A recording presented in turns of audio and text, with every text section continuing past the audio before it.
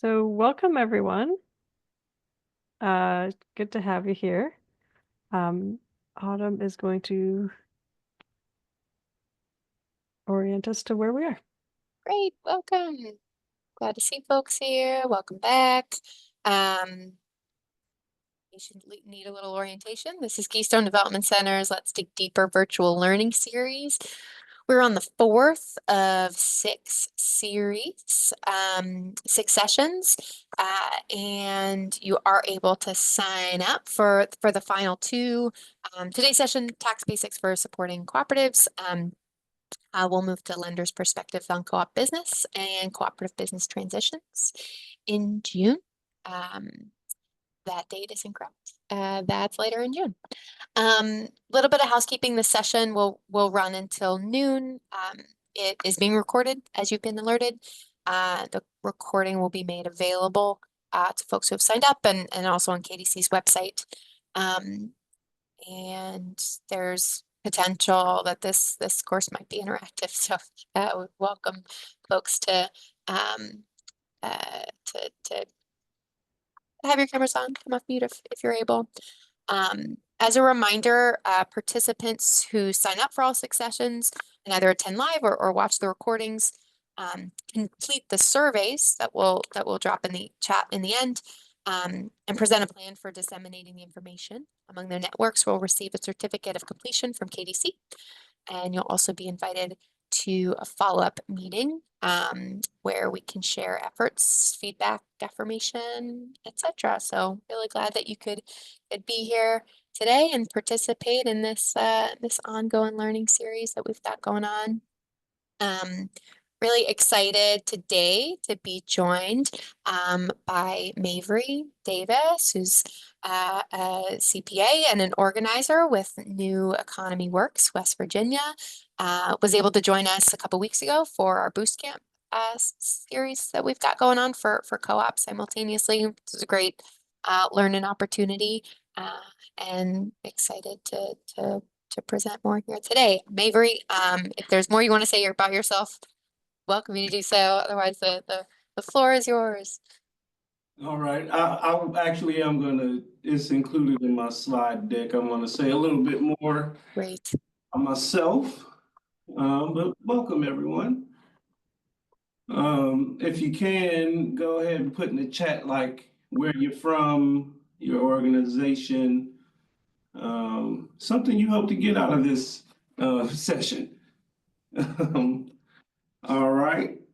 Are you sharing the screen yet, Autumn? Just resetting and sharing now.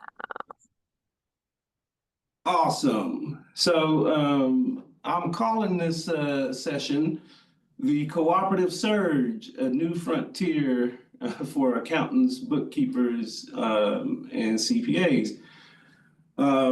If you'll notice, there's several logos on this first slide. The biggest thing to notice about that is, one, I'm associated with all 3 of them. And they're all cooperatively managed and operated organizations that ultimately have a mission of increasing the number of worker co-ops or other types of co-ops in the U.S. economy. Next slide, please, Autumn. A little bit about New West Virginia. I'm the director of lending for New Economy Works West Virginia. Actually, this organization was formed, I want to say back in around 2017, actually, like 2 years after I had attained my CPA license. And funny thing is, I hadn't ever heard of a co-op, after coming through college, undergrad in accounting, master's degree in accounting, professional license by, 2015, still hadn't heard of co-ops until I ran into Seed Commons. And then now I'm the director of lending for this loan fund. The photo you see pictured is actually our first project that we helped launch a worker-owned cooperative restaurant in Charleston, West Virginia during COVID, actually. And, since 2020 or so, we've been able to, through this cooperative loan fund, been able to bring about a little under 700,000 in business capital to our community, and that was all made possible through cooperatives and because they chose to choose a cooperative business model, something they also didn't know about before I met them. Next slide, please. Then you have, I serve as the treasurer for the U.S. Federation of Worker Co-ops. So, this organization's been supporting cooperatives for well over 2 decades. It's actually the first place that I went to learn about co-ops, and somehow I ended up on the board, probably because I'm a CPA, and they were like, you're awesome, you should be doing this. And I was like, I don't know anything about co-ops. And they're like, it's okay, you know accounting.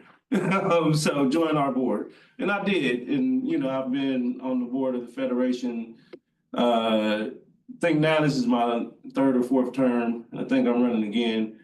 But, I was appointed to the board, through my work with New West Virginia as a member of the Seed Commons Network. I was able to be appointed to the Federation board.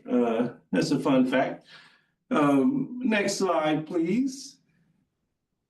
And then you have the Ajani Group, which is my consulting cooperative. It's formed with 3 other individuals, and we do, you might see me doing workshops like this, or the picture you see on the screen is actually a project that I'm working on locally in Charleston. So through the Ajani Group, we provide like urban development, community planning, community organizing, facilitation services. So Westside Together is an organization where the Ajani Group has been one of the lead project partners helping to form the Westside Collaborative, which is which we've been working on like the last 3 years or so.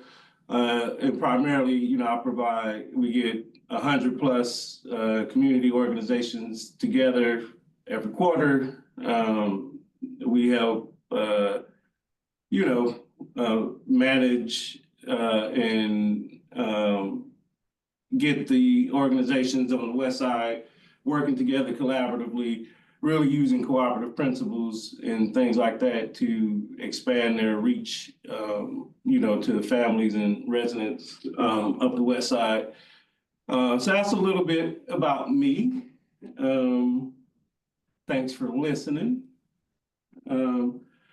So what I actually want to start out with is the State of the Sector report. Give me 1 second. Not sure why my stuff is not working. Okay, there it is. Sorry about that. So I'll start out with the State of the Sector report, which focuses on the worker co-op sector, worker co-ops and democratic workplaces. So we're going to talk a little bit about like why this report is relevant, your opportunity as professional accountants, bookkeepers, or CPAs. I think we're going to learn a little bit about co-ops through looking at this report and, what you all came for. How do we tie this to IRS tax law?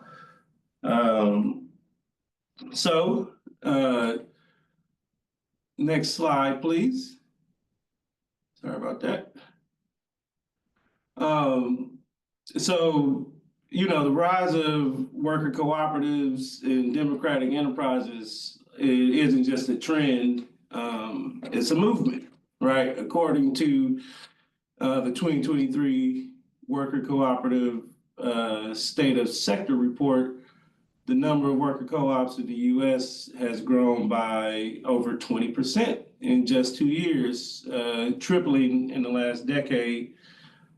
This surge is building a new economy rooted in shared ownership, equity, and sustainability.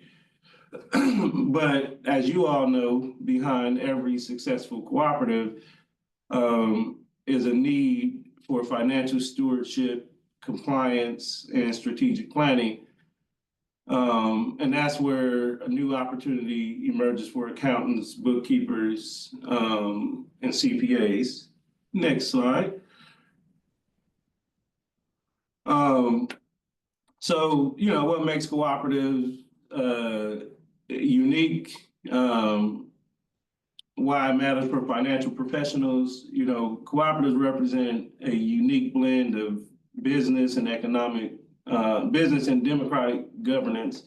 Unlike traditional corporations, they distribute profits to members, not just shareholders that may, invest some money in the business, but not actually working and toiling in that business, on a day-to-day basis. Cooperatives use consensus-based or representative governance, which reflects how financial decisions are made. They operate under IRS subchapter T, some of them anyway, when they get to that point, requiring special tax treatment and allocations.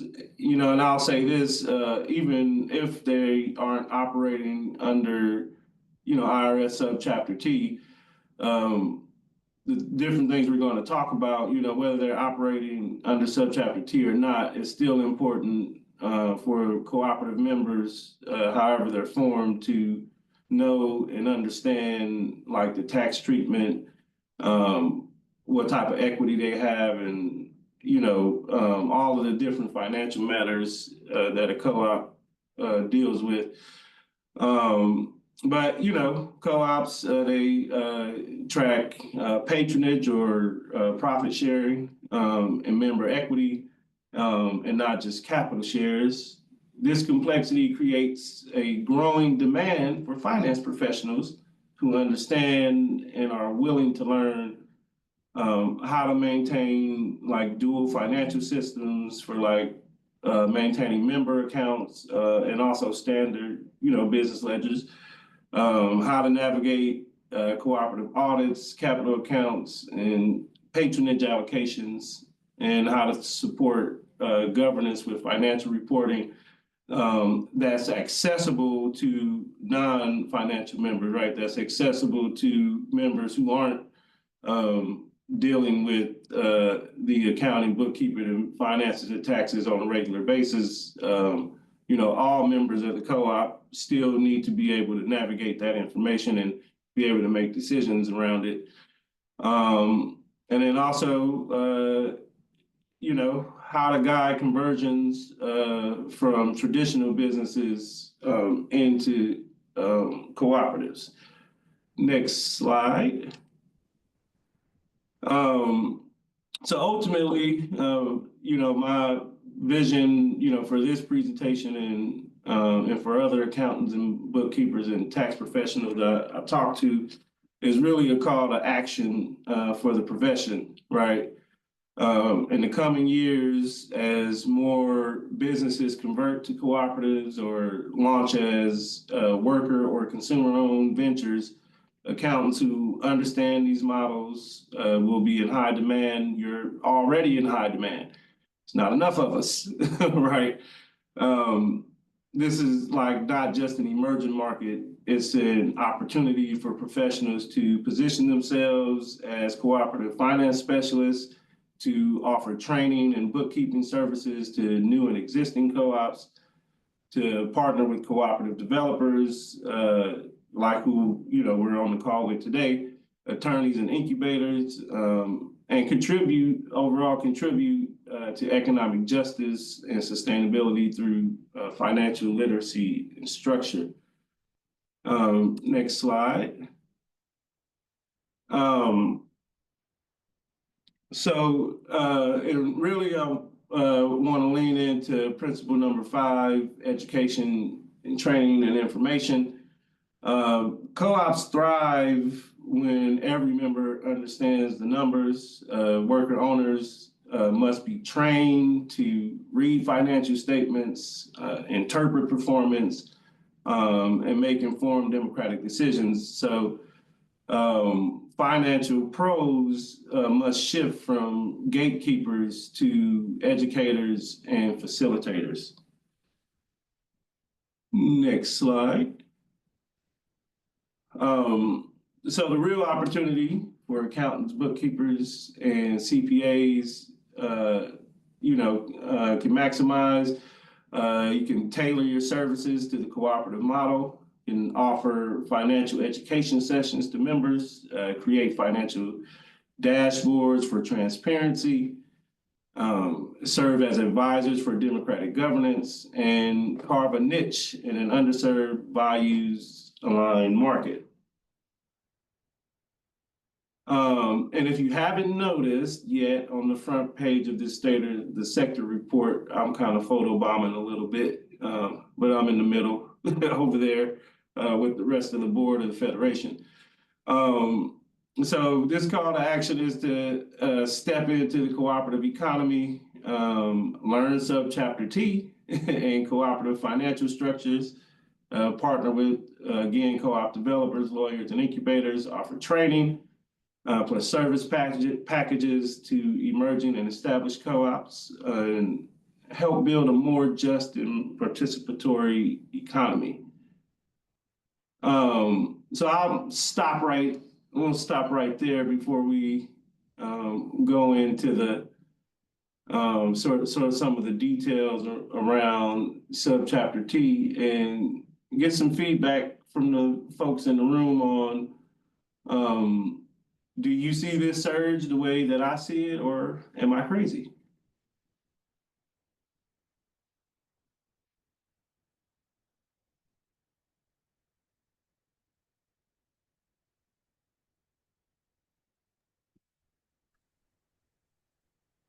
I would say I think we at KDC see it, and that's part of why we want to have a series. It's why we saw it as an opportunity for learning. Right? There's a disconnect. We've got co-op clients, right, who maybe know a lot about what they value or their industry or what they want to do, their vision. Maybe don't know as much about like how to capitalize or their financial tools, or right, like aren't maybe necessarily as financially knowledgeable, and then financial professionals not necessarily knowing the co-op model, and so like bridging the two feels like a real, I think what you're saying resonates with me as a real opportunity. Mm-hmm. How about any financial professionals on the call?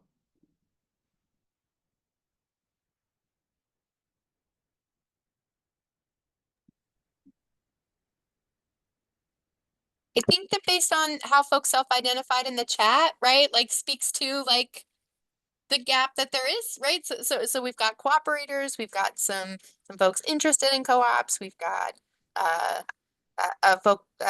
any with a small business development center, right? Like in terms of doing business advising,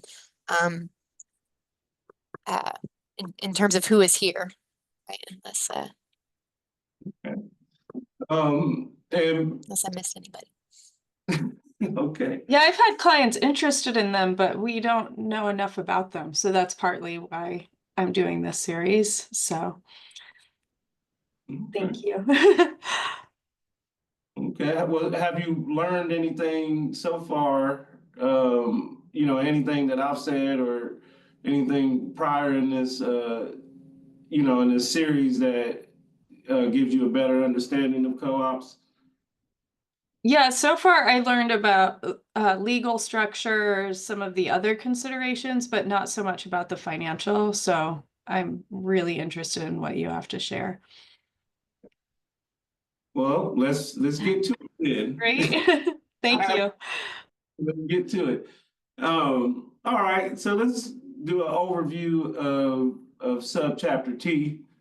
Subchapter T of IRS Code 1381 through 1388 governs the taxation of cooperatives and their patrons, also known as members. It allows cooperatives to deduct patronage dividends or distributions of net earnings to members based on their business with the cooperative from their taxable income, thereby avoiding double taxation.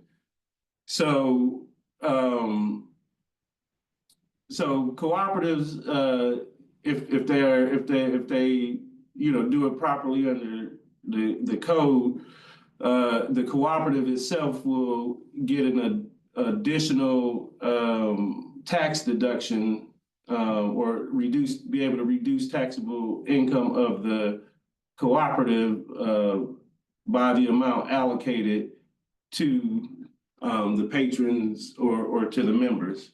So it's an additional tax deduction like for the cooperative, but then that is, and we'll talk about it a little bit later, but then those distributions are, given to or allocated to the members, and then there are some individual tax implications for that, but ultimately, it could, subchapter T and cooperatives allow for an additional tax deduction to reduce taxable income for the cooperative corporation. So let's talk about what are patronage dividends, or give you some definitions. Patronage dividends are distributions made to patrons or members based on the quantity or value of business conducted with them under a pre-existing obligation and derived from the cooperative's net earnings. Now, we've talked about a couple different types of cooperatives already. But like in a worker cooperative that that patronage or profit share is generally based on the hours worked, right? Because a worker cooperative is ultimately organized around labor. And so that's what the labor is what's being contributed to the cooperative. And a producer cooperative or farmers cooperative, that might be the amount of products or that they've contributed, or a level of, in a consumer cooperative, a level of like business that they've done, or amount that they've actually used the services or the business, the cooperative business. And tax treatment is deductible by the cooperative if it's paid in money, and qualified written notices of allocation or other property within the payment period. Next slide, we'll get into a little bit more about what those are. So a qualified allocation is where at least 20% is paid in cash, with the remainder in qualified written notices. So, they would have to whatever allocation they decide to, or profit they decide to share with members, at least 20% of that has to be paid out in cash or a check. And then these are deductible by the cooperative and taxable to the patron in the year received. So for example, if let's say that a cooperative had $200 in profit, and ahead of time or somewhere they decided that they would distribute $100 of that to patrons, right? The initial half of that, right, would just be taxed like normal, included as taxable income for the cooperative. That other $100, as long as at least $20 was paid to a member or patron in cash, and the rest could be, allocated or amongst that individual member's capital account. They wouldn't have to actually pay the cash out or distribute it out, but they could allocate it to that capital account. But as long as 20% of it was paid out, then it would be considered in cash. It would be considered a qualified allocation.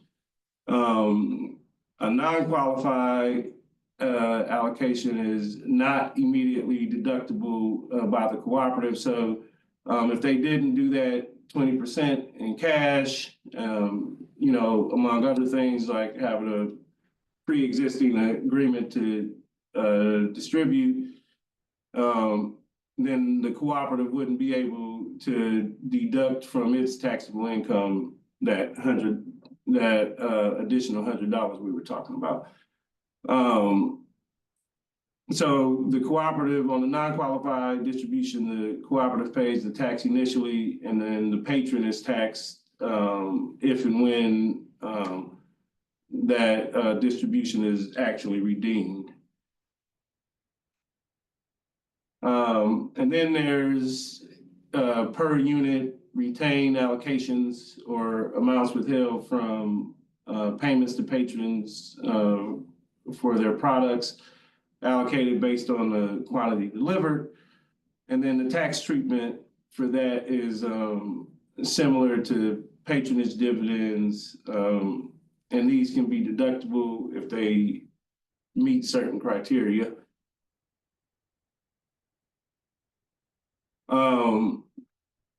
So how financial professionals can support cooperatives is helping to structure dividend distributions to balance member benefit and tax efficiency, managing accurate allocation records and capital accounts, ensuring compliance with IRS Subchapter T for Form 1099 PATR issuance, and coordinating tax filing and education campaigns during dividend season. Sorry, Mabry. Is this on another slide? Should I be advancing? Oh, my bad. Yeah, that's on the. Okay. Oh, got it. Now we got the per unit and tax treatment. There we go. Okay, Sorry, I'm behind you a little bit. we're on the next one. How financial professionals can support cooperatives. Gotcha. Just want to give folks a chance to see and read and let it sink in. All right. Here we go. Thanks. Okay. I'm caught up. Okay, sorry, I'll slow down a little bit. So, helping to structure those dividend distributions, to balance the member benefit and tax efficiency,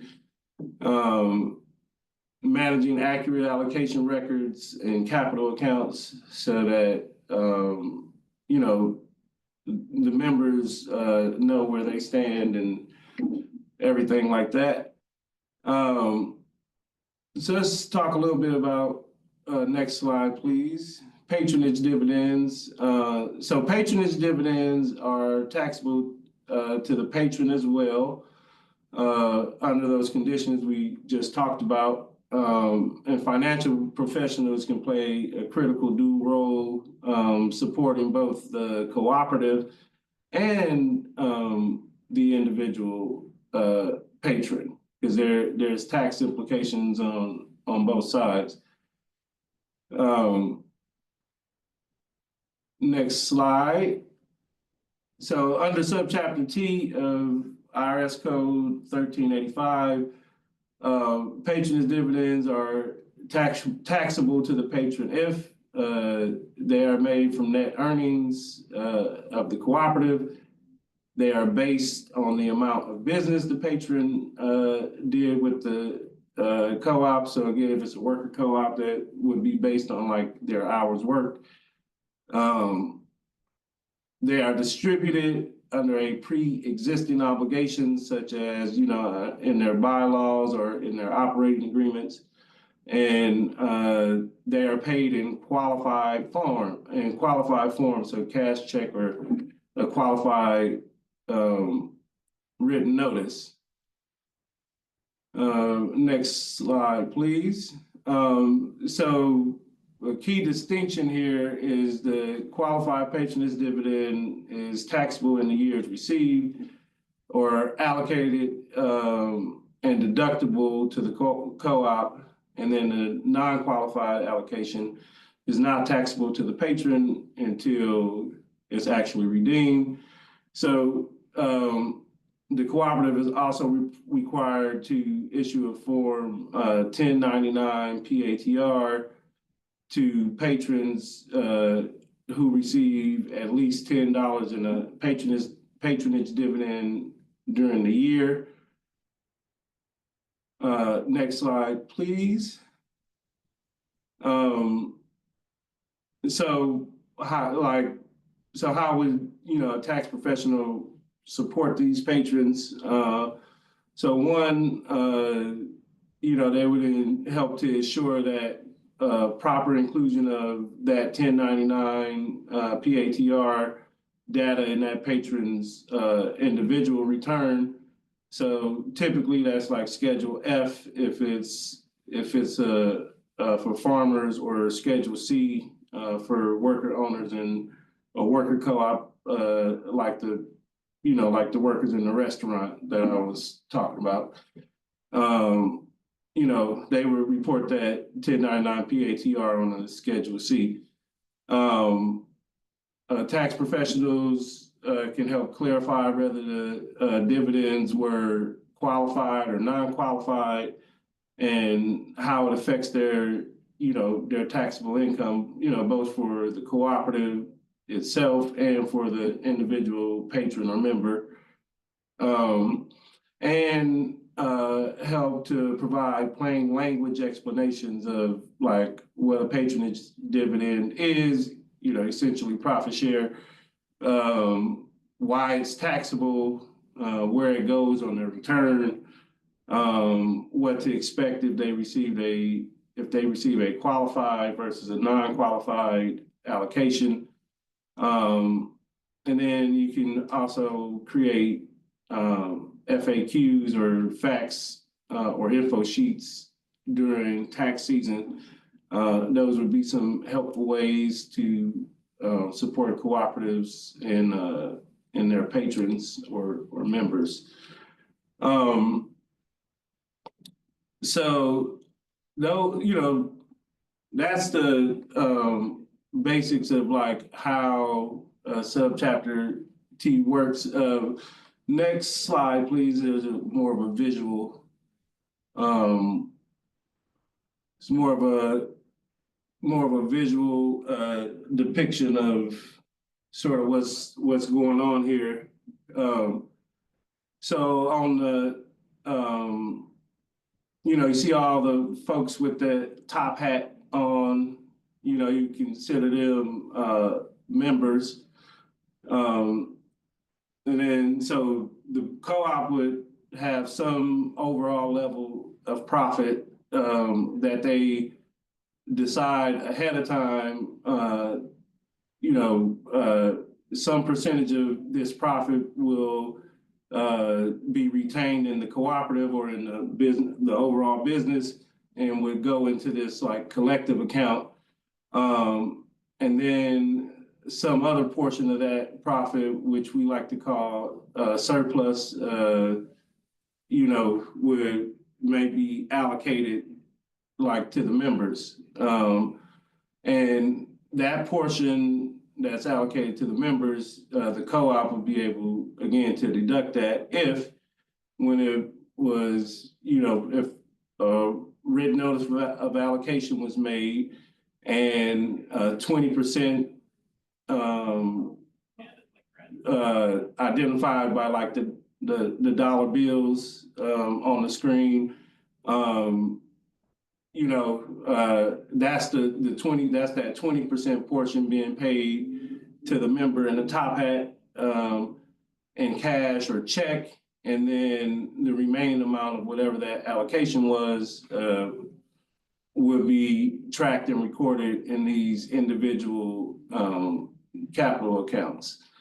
And so it's just important for co-op, the cooperative, and all the patrons to understand like how all of that is tracked, what portion is like taxable to them, and how to read the financial statements once they come out, like how to read like what amount represents their individual capital account, and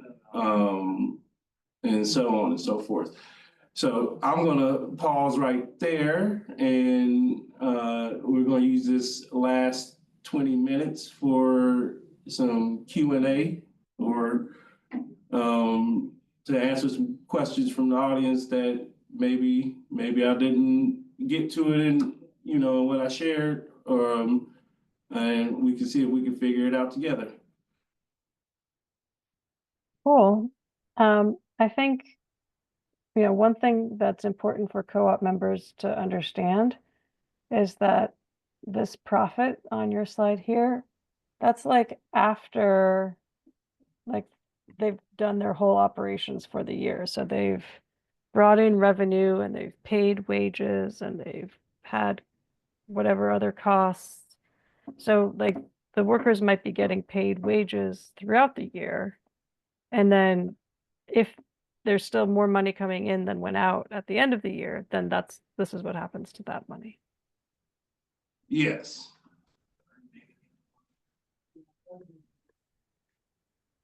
And that's different than the surplus? I think I'm still. Okay. Stuck. So think of back to the example that I gave earlier about the $200, right? And some of this is terminology, right? We're calling it surplus because it's a portion of the profit, right? That overall net earnings that was generated by the co-op. Think of that as the whole profit. But let's say, for example, in the bylaws or the operating agreement, the co-op member said that, you know, when we make a profit, we're gonna distribute 80% of that profit to members, and we're gonna retain 20% of that profit into the business, into this collective account. So I'll go because it's easier math for me. So if at the end of the year, so in the beginning of the year or during their bylaws or somewhere, they agreed that 80% of whatever profit they make is going to be surplus, and 20% is going to be what stays retained in the collective or the cooperative as a whole, right? And let's say they made $100 in profit. That's after they paid, you know, done all of their, you know, got to the point where they're doing their taxes and tracked all the revenue, all their expenses, and things like that. And at the end of that, their net earnings was $100. Because they at the beginning agreed to count 80% as surplus that would be distributed to members, $80 would be the surplus, and then $20 would be the profit that's retained in that collective account. The reality is all of that is technically just the net earnings and the net profit of the business. Does that make sense? I have some confusion. Is because the phrase generated by the work of the members, is that referring to like whether if you have people who work in the business and are not members? Like, Yes, yes. So if you're working in a co-op where like all of the workers or all the people working there aren't members, right? When you're coming up with this calculation, the any of the profit generated by the folks that are members would be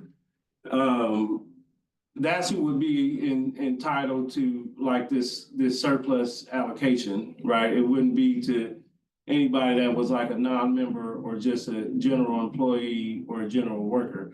And so there's you would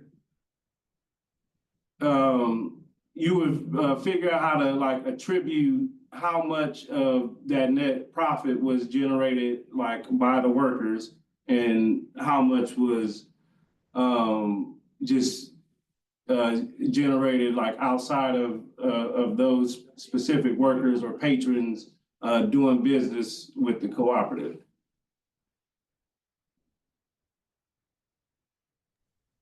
got it. Yeah, so whatever net earnings come from work done by non-members, that's definitely profit and gets taxed. And then whatever earnings are from what the members did, you can choose, is that going to be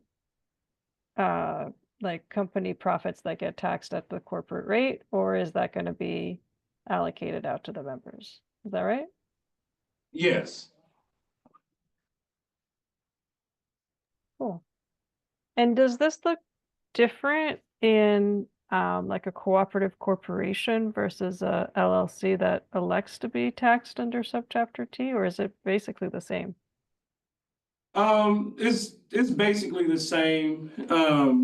It's except like that LLC would only be able to take it because like in a general LLC, like none of the owners can deduct any. All of the profit is basically distributed out and taxed at at the individual level.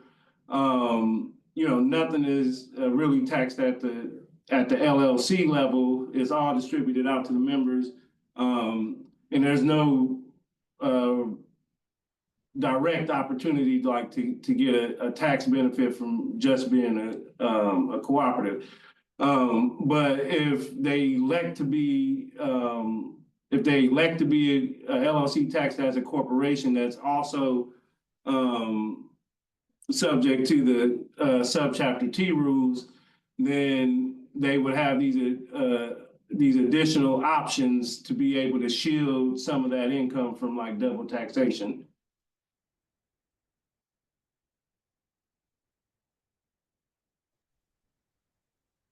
Cool. One thing that I think I'd love to get your opinion on is like the difference for a co-op in whether they have like payments that they're making on a loan versus dividends that they're paying out to, let's say, like preferred shareholders or any other kind of investment investors. I mean, I'd have to have some more detail about like specifically what's going on, but like generally things like interest being paid would be included in like the business expense of the cooperative, like so that above the line type business activity before the net earnings are calculated. and then, you know, dividends dispersed out like to shareholders would be treated, you know, the same way that that's treated in a standard corporation. This what we're talking about with patronage and everything, like they for the cooperative to be able to get like that tax break, like they'd have to actually be members or patrons. They couldn't just be like shareholders. And then all of this would have to be like bore out like in their bylaws or operating agreement of like how they're going to share profit and surplus and all that stuff. Oh, that's interesting. So if the investors were members, if there was like a class of members that were investors, and they weren't just outside investors, then it could count for them as patronage dividends. And so If I really don't think so, because like they have to be doing something beyond just contributing like cash to the business or contributing investment dollars. You know, they have to be doing something that's directly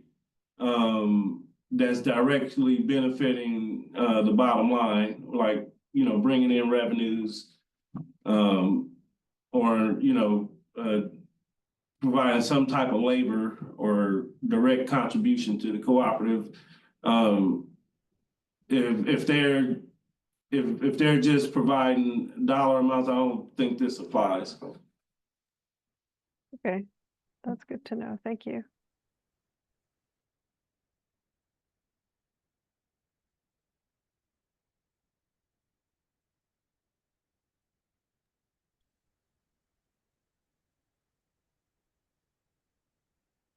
Any other questions?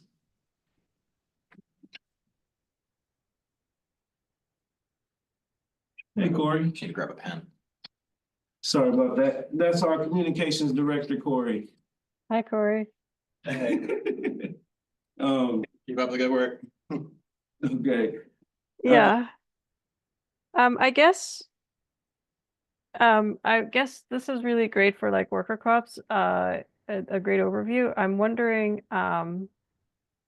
like for farmer co-ops or you know, shared services co-ops where the members are businesses, you know, what are there any important differences to bear in mind? Yeah. Well, I know we've been talking about worker co-op, but like in a consumer co-op, or for example, like in a consumer co-op, like that patron is buying products and services like from the store, right? That's how they're gonna determine that activity would help that co-op determine which portion of the profit made is surplus and which portion is just general profit that's going to be taxed at the corporate level. If it were a farmer or a producer co-op, and they were providing, say, certain bushels of potatoes or something, right? It would be based on how many pounds or whatever of produce or potatoes that they put in to the cooperative that then ultimately sold that and then generated some profit. So it's based on like the whether or not they get this patronage deduction, you know, under subchapter T, would be driven by like how they're actually using the cooperative that leads to like the overall bottom line of the business. They have to be like contributing to the business in some sort of way. And so all of this stuff would actually still be the same. We're just changed the terminology because with the Federation, we mostly work with worker co-ops. And as we're talking about this with them, their level of contribution is what they're contributing to the co-op is their labor. Because they're not buying products or services from the co-op. But the co-op can't exist if they're not contributing labor to it. Yeah. And it was my understanding, I just want to check this with you, that in certain kinds of consumer co-ops, like especially grocery co-ops, where, you know, what you're buying, what the consumers are buying is like a basic necessity. There's different ways that the co-op can offer the patronage refund. Some do a discount, like at the point of sale, and others, you know, look at their end of year results and then maybe give like either a discount or a voucher or something for more groceries in the following year. And my understanding is that the consumer doesn't pay taxes on those patronage benefits because it's just considered like, you know, it's your groceries, so it's not really income. Like they don't have to pay on their income taxes for the like that. Is that correct? Yeah, I mean, if they're doing it in the form where it's like where they're just ultimately just like Sam's Club, where they're just getting like discounts, like member discounts and things like that. Yeah, no, none of that stuff would be taxable. It would be if the cooperative is then trying to take those discounts and say that and try to reduce their taxable income by those discounts, you know. They and in that situation, it doesn't sound like the co-ops you're talking about or those consumer co-ops are attempting to deduct that pay. They're probably not doing written notices of allocation or anything to these patrons and all of that stuff, and they're not trying to deduct the patronage amount from their taxable income. This only happens if they're trying, if the co-op is trying to get a tax break based on like the patronage allocated to the members. Oh, I see. So in that case, the consumer co-op would have to pay whatever corporate income tax rate even before they give out the deduction or the whatever the patronage refund is, Um, or not. rephrase that. I just want to make sure I'm hearing it correctly. So grocery co-op buys food, sells food, has members who are shopping. Mm-hmm. Gets to the end of the year, is like, great, we brought in more money than we put out. Now we want to we want to you know, provide a patronage refund or something to our members. So according to how much they shopped, they get a little voucher for the following year. And now we have to come and do our taxes. Like, is the refund, like, is that gonna diminish their income for the year, or in one year or the other year, or not? For the grocery co-op, Yeah. if they had a written notice of allocation, if they paid that to the patron, at least 20% of it as cash, then yeah, they could deduct it. And it would have to have been identified like in their bylaws or somewhere that they would do some patronage refunds, or you know, and they would have to do the like the requirements in subchapter T. They have to do the written notices of allocation, at least 20% of it would have to be in cash, and then the rest would have to be allocated somehow to an individual patronage account or individual capital account. Okay. Thanks. But if they didn't do one or more of those things, they wouldn't be able to deduct it under subchapter T. Okay, so if they don't do all that stuff and they just do a patronage voucher or refund or whatever, then basically that's coming out of their after-tax net earnings. Yes. Cool. All right, looks like we're at time. Let's drop the form for evaluations in the chat. Make sure everybody gets that. Yep, did that. So there's the link to the survey for today's session, and there's also the link to KDC's website to sign up for one of the 2 upcoming sessions or to review the recordings of Let's Dig Deeper sessions past. And we will soon put the recording for today there as well. Okay. Many, many thanks to Mavry. Yes, thank you. Yeah. And thanks everybody for joining. We'll see you in June. Great. Bye.